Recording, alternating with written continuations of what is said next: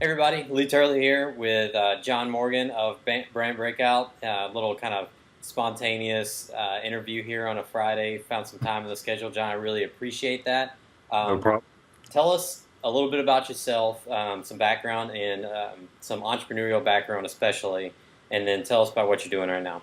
Sure. I mean, my background kind of goes back to high school.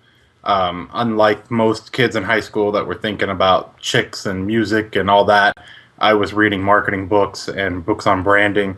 Obviously, not popular with the ladies at all because of that, but it's done me well later in life. So I just found it all fascinating. I don't really know why. I guess it was just sort of my calling. But I never thought of myself as an entrepreneur or really even thought of any of it as a career as much as I just thought it was an interesting hobby. So when I got out of high school, I attempted college. I guess I could say that story's kind of crazy.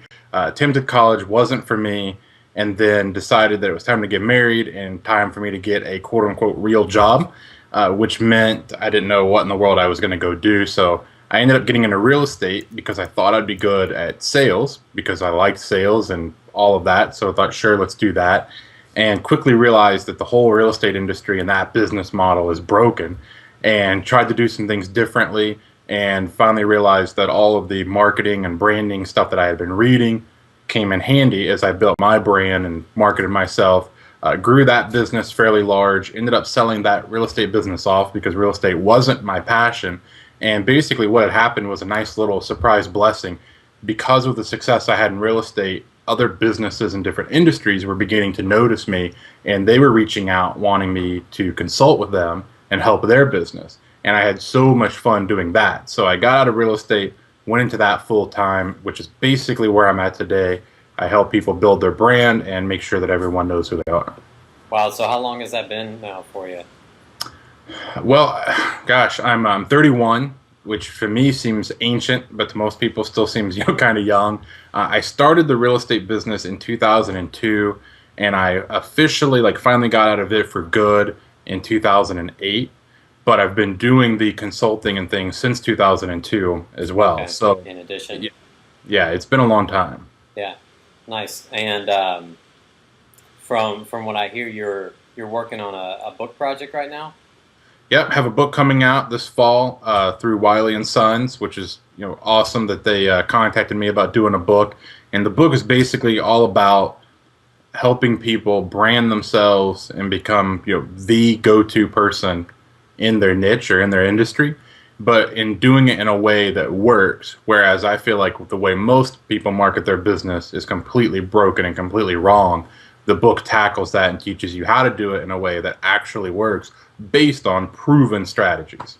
So it's for kind of the business perspective of branding, or is it for like personal branding, or is there a difference? Well, yeah, well, to me, there's not a difference because even if you're a corporation, you've got personal brands within that corporation. And some businesses get that and they allow it, and other businesses are still behind the times and don't get it, and they want to fight that, which is a big problem. But the book specifically, certainly if you're a personal brand, if you're an author or a speaker, or a coach, consultant, anything like that, you're going to love it because it's really speaking to you. But even if you're the CEO of some company, you're going to learn a lot of new ways to shift how you're doing it that's going to be more effective. That's not only going to make your employees happier, but it's going to make your clients happier as well.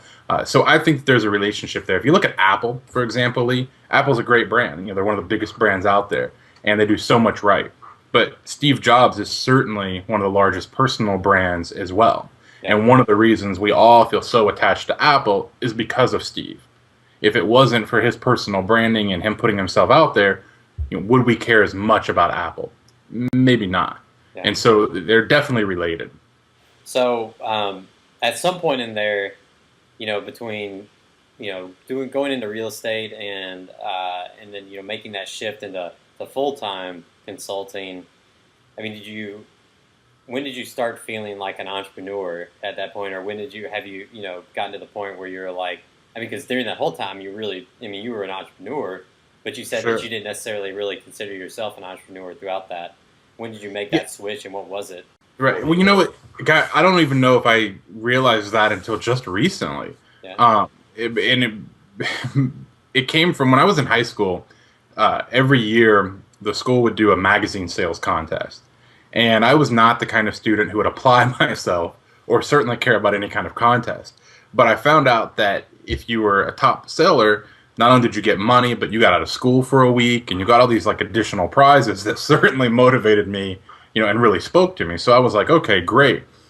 I may, do this. And I found out my brother, who's older than me, he had gone through high school and he had been, top seller like 2 years out of his 4 years in high school. I'm very competitive and certainly could not let my brother, hold these records, and then me come through and not even try. So I went and did that and won that every year. And so it was great. And then I ended up actually, the list of people that I was selling magazines to after I graduated, I sold it to a junior who was going into his senior year. I sold that list to him so that he could be the top seller his senior year. And that was like, kind of a warning sign of, wait a minute, I've got that entrepreneurial mindset. But it really wasn't until recently when, anytime my family talks to me, none of them understand what I do. And that's when I started to realize I must be an entrepreneur because it makes no sense, to the ordinary person of, what I do. So I'm still kind of grasping with, what an entrepreneur even is or means.